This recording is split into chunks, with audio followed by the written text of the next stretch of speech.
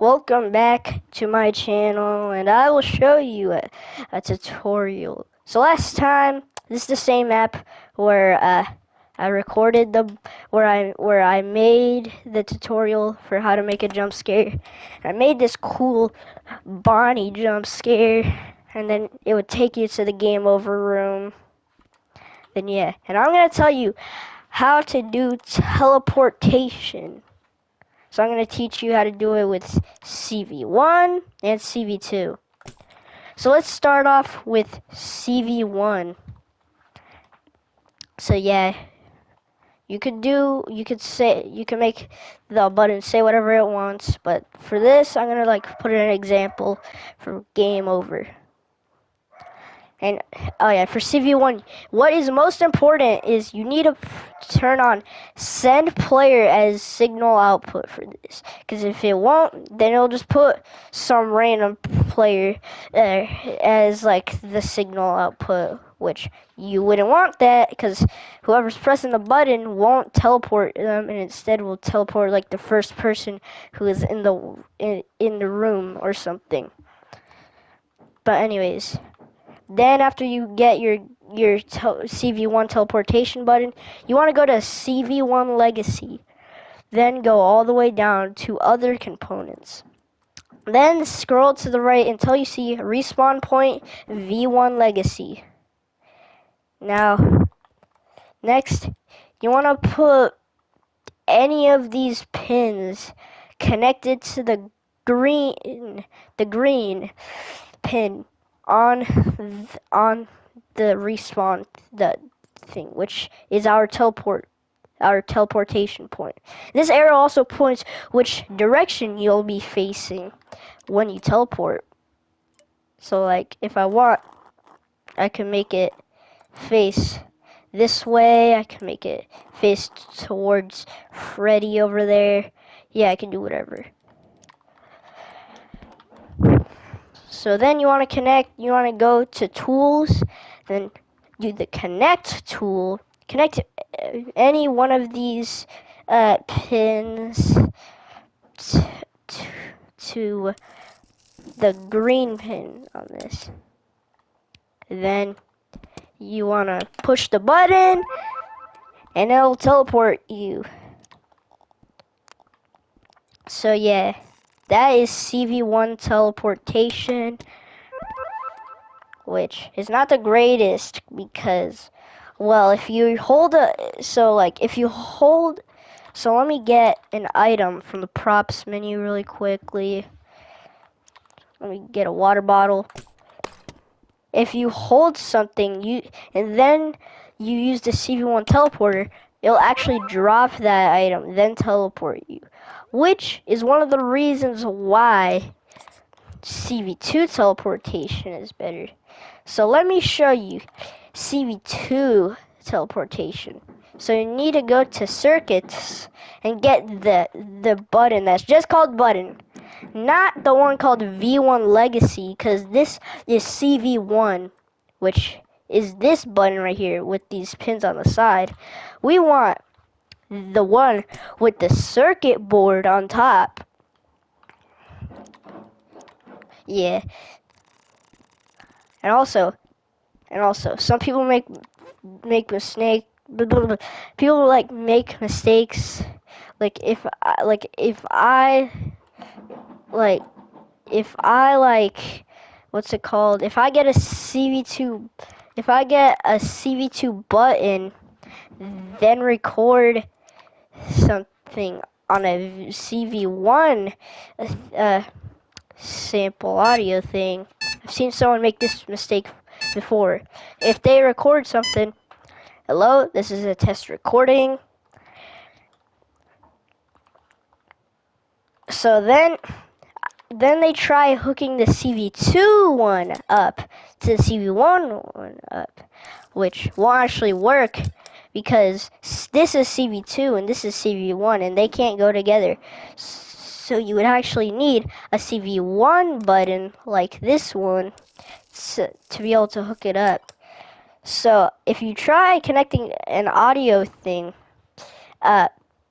if you see that there is pins instead of like this circuit board on top of it, then you'll know it's CV1. But if you see that there's this circuit board above it, then it's CV2. So all right, I connected the example audio thing to a CV1 button, which is the same one we used for the CV1 teleporter. Hello, this is a test recording, and it actually works. But if you connect a CV2 one to it, it won't connect, and if I push the button, it won't do anything. So, that's the difference between CV1 and CV2. So anyways, we want to put like an object. If you want, you could do the way the long way with like the tag with the object tags.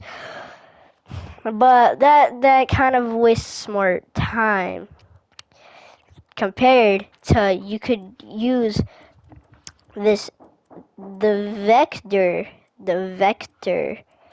No, I'm not talking about the one of the person from Despicable Me. No, I'm talking about the vector component.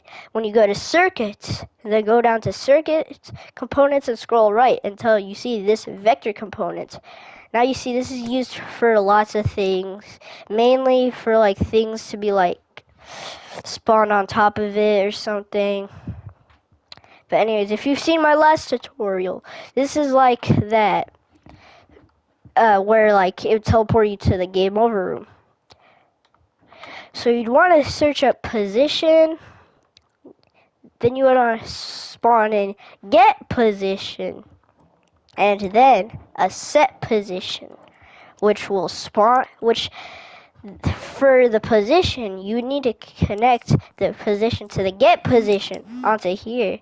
Then you would want to connect the top yellow part of the vector component to the target on the get position. So now you want to add the target, which will be teleported, which is the player that pushes this button.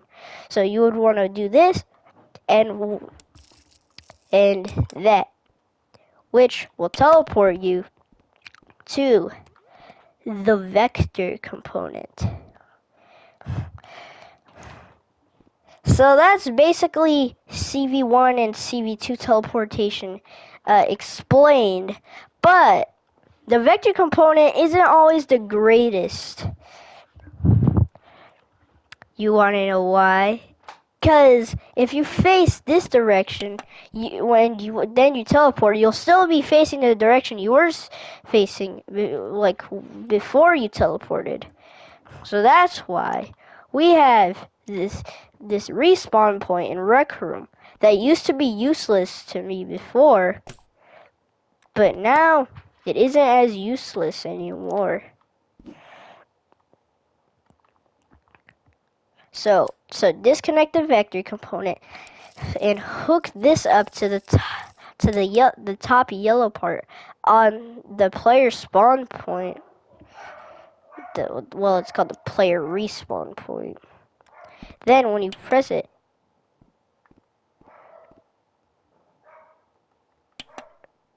well, it looks like my theory was wrong. At least this one's more understandable. So that arrow does completely nothing. But just to maybe there is a way to face the correct position. But of course, I don't really know. So I'll have to discover that. But yeah, that was CV1 teleportation and CV2 teleportation explained in this video. So yeah, CV1 teleportation and CV2 teleportation have two things, and they both have something that they don't. Like the CV1 one whenever you hold something and then teleport, it'll drop the thing you were holding before you teleported.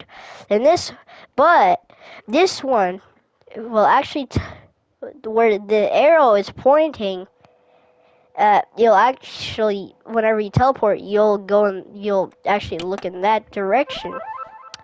But CV2 has this thing where whenever you teleport and the arrow, there, whenever you teleport, you'll still be looking the exact same position, though looking at the exact same spot where you were before you teleported.